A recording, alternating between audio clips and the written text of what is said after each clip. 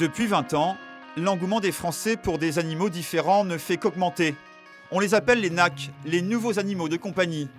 Petits ruminants, rongeurs, mais aussi oiseaux ou encore reptiles. Aujourd'hui, ils sont 6,7 millions en France. Et pourtant, les cliniques commencent tout juste à se spécialiser. Nous sommes à Toulouse, dans la première clinique NAC de France. Ici, 3 vétérinaires se relaient pour assurer les permanences 7 jours sur 7. Ce matin, le docteur Christophe Fex reçoit en urgence Scott, un bébé cochon d'Inde âgé de 8 mois. Dites-moi tout pour qu'on se voit. Alors, on se voit pour un petit cochon d'Inde qui gémit depuis dimanche quand il fait ses besoins. D'accord. Les cochons d'Inde représentent la plus grande clientèle de la clinique, avec les lapins et les furets. Il y a vraiment quelque chose parce que, Oui. je veux dire, Je suis il se d'accord. comportait pas comme Bon, là, ça. Là, il est stressé. Bon, là, mais- et puis, non, mais là, il crie pas comme il a fait hier soir. Je veux dire, hier soir, c'était vraiment très impressionnant. Moi, j'avais peine pour lui, quoi, parce qu'il avait vraiment l'air d'avoir mal. La propriétaire, très inquiète pour son petit Scott, est venue sans hésiter. J'ai envie de vous le kidnapper pour lui faire une prise de sang. Ouais, Alors, je fais une légère tranquillisation pour faire une prise de sang, parce que vu comment il... d'accord. Et si je le tiens dans les bras, non, vous pouvez pas faire la prise de sang. Non, ça m'est égal. Je non. pense que on D'accord. n'y arrivera pas. D'accord, Faut pas ok. qu'il bouge, Bon, c'est mieux. d'accord, d'accord, Voilà. ok. Je le fais tout de suite. Ouais, On a le résultat dans 20 minutes. bon, d'accord, ok. Comme ça, dans 20 minutes, on voit ce qu'on fait. D'accord, ok. On Alors. attend ici alors, Ouais, Esther tout à fait. D'accord. À tout de suite. Ok. Ils ont du mal à laisser leur animal, mais le diagnostic ne peut se faire sans prise de sang. Et un cobaye, c'est toujours très gentil. C'est un animal gentil par excellence. C'est toujours manipulable, rarement mordeur. C'est facile à entretenir. C'est vraiment un super petit bonhomme. Il faut dire qu'avec ses qualités, le cochon d'Inde est adopté dans les foyers depuis plus de 50 ans. Hormis les chiens et les chats, c'est l'animal domestique le plus prisé en France, avec le lapin. On attend juste qu'il soit un peu plus réveillé pour pouvoir le rendre au propriétaire, le temps de faire l'analyse. Les résultats de la prise de sang montrent une inflammation du pancréas. Une maladie bénigne, mais qu'il faut traiter sérieusement. C'est très douloureux pour lui. Donc il a bien fait de venir. Voilà, donc on regrette pas. Les propriétaires vont pouvoir repartir avec leur animal. Dans un mois, ils reviendront pour une visite de contrôle. Ici, on accueille toutes sortes d'animaux, des plus inoffensifs aux plus surprenants. Le docteur Laureline Belluot ausculte en ce moment même un boa, son petit nom, Attila. Vous l'avez récupéré ce serpent, donc vous ne savez pas ce qu'il a eu avant. Donc moi je trouve qu'il a des gros yeux déjà. Là sa dernière mue date de quand? Il y a 3 jours, 4 jours. Le vétérinaire remarque plusieurs symptômes alarmants. Vous trouvez qu'il bave ou pas? Vous l'avez déjà vu baver? Je l'ai vu baver une fois. Ouais, d'accord. Ça peut être un signe quand il y a des douleurs au niveau de l'estomac. C'est assez courant les gastrites chez les reptiles. Après le truc c'est qu'il faut trouver quelle est la source de cette gastrite. Allez, on va le peser. 1,5 kg. 1,5 kg. En temps normal, le boa devrait peser le double de ce poids. Il est très amaigri. Son état est très préoccupant. Je vous l'enlève? Allez-y. Le vétérinaire doit l'examiner de plus près. Là, il y a un problème digestif parce qu'en gros, il gargouille pas mal de la fin du tube digestif quand on le manipule. Donc là, je masse pour essayer de faire descendre un peu les selles pour voir si je peux pas en récupérer. Le truc, c'est qu'il a pas mangé depuis 4 mois, donc on va pas aller loin. En effet, les serpents ne mangent qu'une fois par mois. Pour établir un diagnostic, Laureline a besoin de procéder à des examens plus approfondis. Vous êtes d'accord pour me le laisser? Je vais vous faire un devis pour tout ça, à la limite. Le propriétaire n'a pas d'autre choix s'il veut que son serpent guérisse. Je préfère le ramener quand il sera vraiment en position de le ramener. Ça ne sert à rien de ramener un animal pour qu'il crève arrivé à la maison, quoi. Hein. Laureline va installer le boa dans la salle réservée aux reptiles. Faut avoir peur de rien pour faire ce métier. Les serpents, en fait, ils font peur, mais c'est pas les pires. Lui, là, l'iguane en dessous, là, c'est un monstre. Parce que c'est des animaux assez agressifs et ils fouettent avec la queue. Et ça, ils mordent. Les serpents, en fait, à part les vraiment agressifs, mais on le sent venir et l'instinct fait qu'on n'y va pas. Donc, Attila va passer la nuit dans ce tiroir, à côté de ses nouveaux voisins. 21h, un patient en détresse vient d'arriver. Bonsoir. Et là, un perroquet âgé de 3 ans s'est fait attaquer par 2 chiens alors que ses propriétaires n'étaient pas à leur domicile. Posez-la sur la table, faut que je fasse un peu le tour quand même. Donc elle s'est fait choper par un chien. Ouais, par plusieurs même, je pense. Bon, les plaies cutanées sont pas monstrueuses. Ouais, Arrête. Lorsqu'elles sont rentrées, elles l'ont retrouvée à terre, immobile. elle ronfle, enfin ça ronfle quand elle respire. Je Ouais. me sens dessous, ça, D'accord. ça, comme s'il y avait... Et ça y était pas avant. non. Il n'y a pas l'air d'y avoir de plaies trop profondes. Par contre, le truc, c'est que s'ils l'ont secoué, il peut y avoir des dommages internes. Donc, il faudrait que je fasse une radio. Chez les oiseaux, on ne voit pas tout. Hein. Donc, c'est pas exhaustif. C'est pas parce que je vois rien à la radio qu'il n'y a aucun dommage. Mais au moins, ça me permet de voir l'intégrité des poumons, des sacs aériens, ce genre de choses. Ouais. D'accord. Tu peux m'aider pour la tenir pour la radio? Ouais. Parce que là, elle ronfle et elle est en détresse respi, bec ouvert et tout. Il faudrait aller voir les poumons, les sacs aériens, mais j'ai peur. Hein. On va mettre l'oxybox à côté quand même. Hein. Ella est dans un état critique. Pour la manipuler sans aggraver son cas, Laureline demande de l'aide à Christophe, spécialiste des oiseaux. Je la trouve assez démaciée, puis elle est plumée partout, quoi. La radio peut être très douloureuse pour l'animal compte tenu de son état. Dans la salle d'attente, les propriétaires s'inquiètent. Dernière étape, vérifier la température de l'animal. On est à 32,8. Normalement, ça doit être à combien?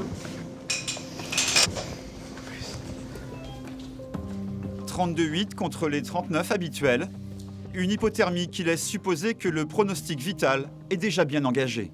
Vous le sentez comment, ce cas? Là, honnêtement, je sais pas trop. Elle est dans l'état de choc. C'est pas bon de toute façon, parce que les oiseaux, c'est des animaux fragiles.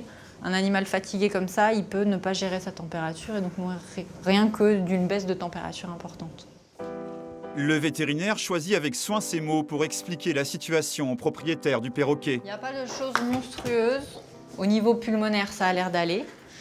Par contre, pour le reste, il faut qu'on voit. Là, elle a eu déjà le début des traitements pour la sortir de son état de choc. Il faut la garder au chaud, sous oxygène pour la nuit. S'il y a une autre lésion importante où on est passé à côté à la radio, ce qui peut être le cas, demain, elle ne sera plus avec nous.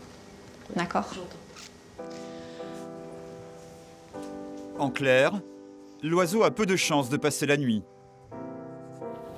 Vous êtes inquiète? On peut paraître. S'il y a quoi que ce soit ce soir, je vous appelle. Sinon, demain matin, vous appelez, passez un coup de téléphone à partir de 9h, on vous donnera des nouvelles. D'accord ?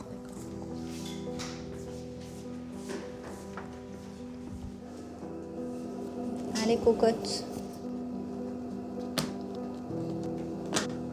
Mais quelques heures plus tard, Ella succombe à ses blessures.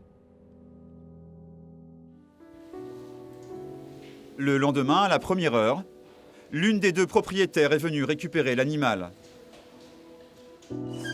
Madame Rodet ? Choquée par la nouvelle, la deuxième propriétaire n'a pas voulu se déplacer. Donc, elle est décédée en fin de nuit. Après, de toute façon, on lui avait mis des antidouleurs, ce genre de choses, donc il n'y a pas eu de souffrance, rien du tout. Est-ce que vous voulez la voir? Est-ce que vous voulez la récupérer? La récupérer, est-ce que vous voulez la voir d'abord? Non, pas particulièrement. Même si les vétérinaires y sont habitués, ce genre d'annonce n'est jamais facile. C'est jamais simple et puis bon là en plus avec les propriétaires de perroquets c'est souvent encore plus dur parce que c'est des animaux qui ont un caractère un peu type jeune enfant et du coup les gens s'attachent beaucoup plus comme si c'était leurs enfants. Donc le deuil est beaucoup plus difficile souvent. Le perroquet est malheureusement arrivé trop tard. Donc il est dans une alaise, dans le carton. Les patients qui arrivent dans cette clinique sont de petits animaux qui ne peuvent pas manifester leur douleur comme un chien ou un chat. Pas toujours évident pour les propriétaires de détecter un problème. Et lorsqu'ils arrivent, c'est souvent dans un état critique. Bonjour. Cette jeune femme est venue pour son rat Fantomette âgé de 2 ans. Elle a remarqué une grosseur au niveau de l'abdomen. Bon, c'est un polype. D'accord. À l'enlever, c'est assez simple. Oui. Par contre, il y a un côté récidivant qui est quand même assez notable. Moi, ce que je vous propose, c'est de l'enlever assez rapidement. Ouais. Moi, je peux le faire maintenant. Ouais. Je vous fais attendre une petite heure. à Ok. peine. Ok, bah, pas de D'accord. soucis. L'animal n'est pas en danger de mort, mais il est nécessaire d'intervenir rapidement pour éviter toute complication. Même si un rat ne vit que 2 ans, la propriétaire est prête à tout pour sauver Fantomette. Bah, pour moi, c'est le meilleur des animaux de compagnie parce qu'il est vraiment. Enfin, il s'adapte vraiment à nos besoins, quoi. Si on le laisse tout seul dans sa cage, ça va être comme un poisson rouge, il va juste pouvoir se nourrir et tout ça, et vivre sa petite vie de rat, quoi. Tandis que si on est tout le temps avec lui, ça va être plus intelligent et il va y avoir plus d'interaction qu'avec un chien, quoi. Moi, j'ai eu des chiens, des chats, des chevaux, et c'est vraiment l'animal pour moi. C'est pour ça que j'ai arrêté d'en avoir, parce que c'est trop triste quand il meurt, quoi. Contrairement aux apparences, le rat est un mammifère gentil et intelligent qui en fait un animal de compagnie très populaire. Son seul défaut, une santé fragile. C'est pourquoi Christophe en soigne régulièrement. Pour lui, ce genre d'opération est devenu un acte banal. C'est plutôt une opération de gynécologie, mais avec une adaptation, c'est-à-dire on utilise du matériel pour enlever des polypes dans le nez des humains, pour enlever un polype dans le vagin d'un rat. Il faut s'adapter. C'est ce qui est le plus plaisant dans le métier, trouver des solutions. L'opération terminée, Fantomette va rester quelques heures pour se remettre de l'anesthésie avant d'être rendue à sa propriétaire. Elle reviendra dans une semaine pour une visite de contrôle. Dans cette salle, une dizaine d'autres pensionnaires, des petits rongeurs, furets, lapins, chinchillas ou cochons d'Inde.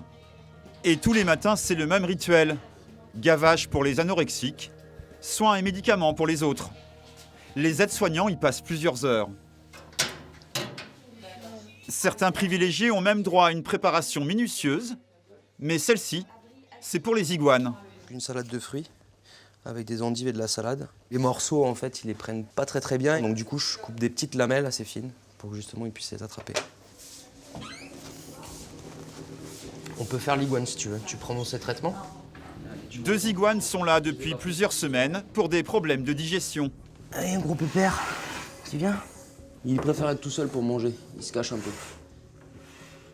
Allez, tu viens mon loulou. Allez, viens. Attends. Oui.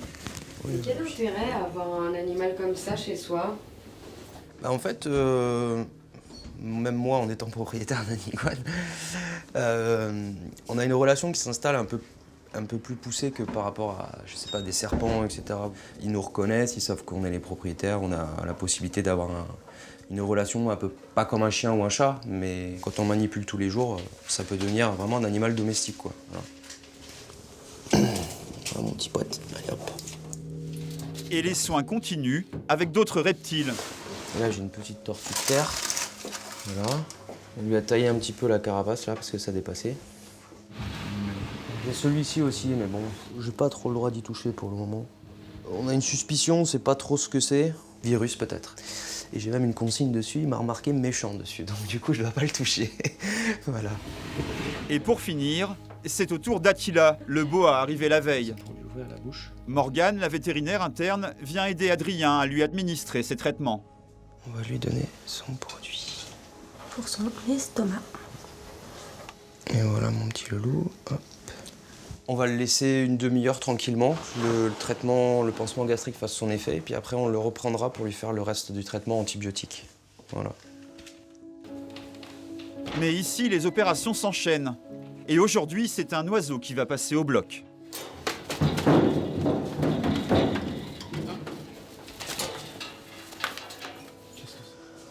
C'est un autour des palombes. C'est un rapace qui existe en France, qui est capable d'attraper un canard, un faisan, enfin du petit gibier. Cet autour, c'est Twice, âgé de 4 ans. Il est hospitalisé depuis 12 jours pour un problème respiratoire. Là, c'est un oiseau qu'on a déjà opéré 3 fois de la trachée à cause d'un champignon qui se développe et qui l'empêche de respirer. Pour opérer, il faut voir à l'intérieur de la gorge de l'oiseau avec l'aide d'une caméra. La manipulation demande une grande précision. Tiens la caméra. Là, on envoie une pince pour essayer d'attraper un nodule qu'il y a dans la trachée. Ok. Voilà. Voilà. traitement d'aujourd'hui est fini. Un planning ici toujours chargé, car cette clinique soigne une centaine d'animaux par semaine. Même si le rythme de travail est intense, pour Christophe ce n'est pas un problème. Les NAC sont pour lui une véritable passion. C'est un rêve d'enfant. C'est un rêve d'enfant qu'on fait. Et quand on peut le faire, on est heureux. Alors on va dire que c'est 95% d'emmerde. Peut-être pas 95%, mais je sais pas, il y a la gestion de la peine des gens. C'est pas facile, se donner à fond pour des fois des résultats qui sont pas à la hauteur. Et alors 5% de vrai pur bonheur quand il y a des choses bien qui arrivent. On peut que être super heureux. C'est ce qui fait tenir, je pense. Tu prends la perf, ça se réveille. On va le laisser tranquille. Twice va pouvoir à présent se réveiller tranquillement dans sa cage à oxygène. Si tout va bien, son état devrait s'améliorer dans les prochains jours. Depuis le début, on le suit, donc ce serait vraiment un échec, d'une certaine façon, de ne pas arriver à le sortir de là, quoi. C'est sûr, c'est pas un lapin, c'est pas une chinchilla où on a le côté affectueux de l'animal qui entre aussi en jeu, mais là, c'est vraiment, il faut le sauver, quoi. Donc, j'espère qu'on va y arriver. De son côté, Attila le boa ne montre pas de signe d'amélioration. 2 jours qu'il est sous traitement et il ne digère toujours pas les aliments. Il est donc emmené pour passer une radio. Elle a les côtes normales et elle a les yeux aussi un peu gros. On va essayer d'avoir le cœur à la radio, du moins la silhouette cardiaque, pour voir si elle pourrait être augmentée.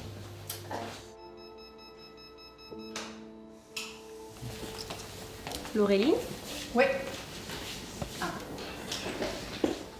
Au bout de quelques minutes, Laureline détecte un grave problème au niveau des os qui expliquerait tous les symptômes. Le problème, c'est que les os se déforment. Quand il y a un os qui se modifie, il peut écraser la moelle, il peut écraser un nerf. L'évolution, c'est qu'au fur et à mesure, toutes les vertèbres vont être concernées et donc il est paralysé de toute la fin du corps. La situation est critique. Le serpent risque d'être paralysé d'ici peu. Bonjour. Il faut maintenant annoncer la mauvaise nouvelle. Donc, on a une dégénérescence des os avec des calcifications comme ça un peu partout et des zones où ça se fracture. C'est dû à quoi? Une maladie Alors, il y a plusieurs choses. En gros, il y a une des causes possibles sur lesquelles on peut éventuellement avoir un impact avec l'antibiotique. Mais le pronostic d'évolution pour cet animal, il est quand même plutôt sombre. Le coup est rude. Un traitement va être mis en place. Il va devoir lui faire des piqûres tous les jours, mais sans aucune certitude de résultat. Il risque d'être paralysé, quoi, tout simplement. Donc, si le traitement ne marche pas, eh ben, va falloir penser à le piquer. Tout simplement. C'est pas plus compliqué. De toute façon, vous comptez vous battre jusqu'au bout pour lui. Ah bah oui, mais j'ai pas l'intention de faire des piqûres toute ma vie, quoi. Hein? Un animal, c'est bien, mais il ne faut pas être non plus esclave de son animal, quoi. Voilà. Nickel. Bon, du coup, manipulation, il faut le faire doucement, parce que toutes ces zones-là, c'est des zones qui sont potentiellement douloureuses pour lui. Hein. Je me doute. Allez hop, loulou. Depuis notre tournage, Attila va beaucoup mieux. Il a même pris un repas. Des vétérinaires passionnés par des animaux extraordinaires. Il y en a de plus en plus.